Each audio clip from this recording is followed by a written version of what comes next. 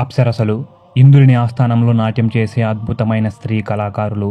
నాట్యం సంగీతంతో నైపుణ్యం కలిగిన పౌరాణిక హిందూ తరగతి స్త్రీలు అయిన అప్సరసలు గంధర్వుల మధ్య నివసించారు. అప్సరసలు ఎంతో అందంగా, సౌందర్యంగా సరస్సుల మీద నాట్యం చేస్తూ ఉన్న అద్భుతాలు అయినప్పటికీ వారిని ఎవరూ శుద్ధి చేయలేదు. ఏ దేవుడు కూడా పెళ్లి చేసుకోలేదు.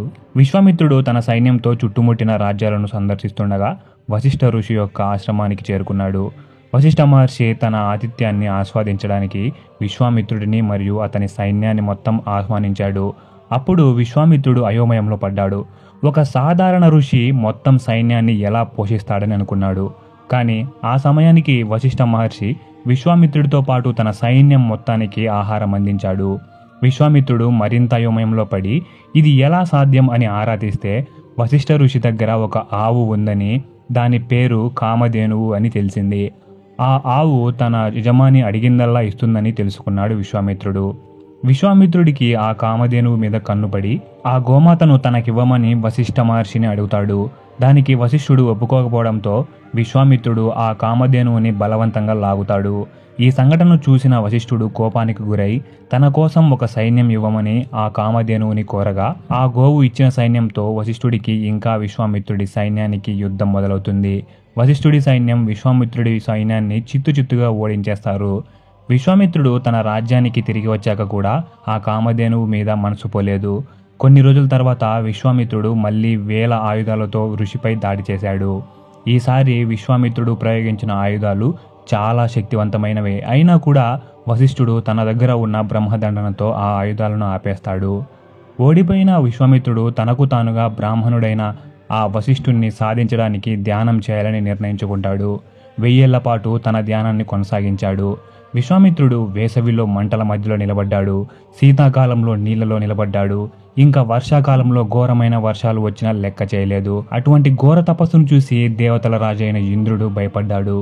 మానవులు ఏ ఒక్కరూ ఇంద్రుడి అంత శక్తివంతమైన వాళ్ళు ఉండకూడదని, ఎలాగైనా ఆ తపస్సుకు భంగం కలిగించాలని తన దగ్గర ఉన్న అప్సరసలలో ఒకరైన రంభను భూలోకంలోకి పంపించి తన అందచందాలతో సౌందర్యాలతో విశ్వామిత్రుడిని టెంప్ట్ చేయమని చెప్పాడు. రంభ ఏం చేసైనా సరే విశ్వామిత్రుడి తపస్సును చెడగొట్టాలని ఇంద్రుడు చెప్పాడు. అలా చేస్తే రంభను విశ్వామిత్రుడు శపిస్తాడని తెలిసిన ఇంద్రుడు అప్పుడు కోకిల రూపంలో వచ్చి రంభను కాపాడుతాడని చెప్పాడు. చెప్పినట్టుగానే రంభ విశ్వామిత్రుడి యొక్క తపస్సును విచ్ఛిన్నం చేయడానికి వచ్చింది. విశ్వామిత్రుడికి కనిపించే దూరంలో ఉంటూ రంభ తన సెడక్టివ్ స్కిల్స్తో విశ్వామిత్రుడిని టెంప్ట్ చేయడానికి ప్రయత్నిస్తోంది. ఇంద్రుడు చేసిన కోకిల శబ్దం విశ్వామిత్రుడు విని ఇదంతా ఇంద్రుడి పని అని గ్రహించాడు. ఒకవైపు నుండి రంభ, మరోవైపు నుండి ఇంద్రుడు కోకిల గానం తపస్సుకు చాలా భంగం కలిగిస్తున్నాయి. విశ్వామిత్రుడు కోపంతో రంభను ఒక పెద్ద బండరాయిలాగా మారిపో అని శపించేస్తాడు. వెంటనే రంభ పెద్ద రాయిలాగా మారిపోతుంది.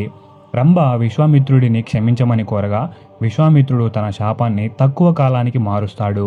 అంతటి ఘోర తపస్సు చేశాక బ్రహ్మదేవుడు విశ్వామిత్రుడికి ఋషులలో అతిపెద్ద స్థానమైన బ్రహ్మ ఋషి స్థానం ఇస్తాడు. అయినా వశిష్ఠుడిని తన స్పిరిచువల్ శక్తులతో కూడా ఏం చేయలేకపోతాడు విశ్వామిత్రుడు.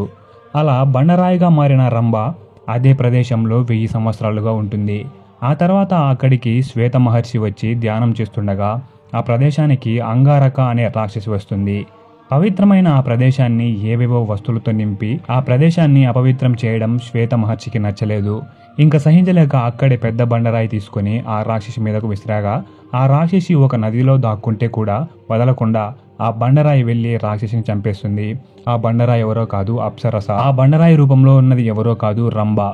అలా కొంతకాలం తర్వాత విశ్వామిత్రుడు పెట్టిన శాపం పూర్తయి అప్సరస అయిన రంభకు విముక్తి కలుగుతుంది.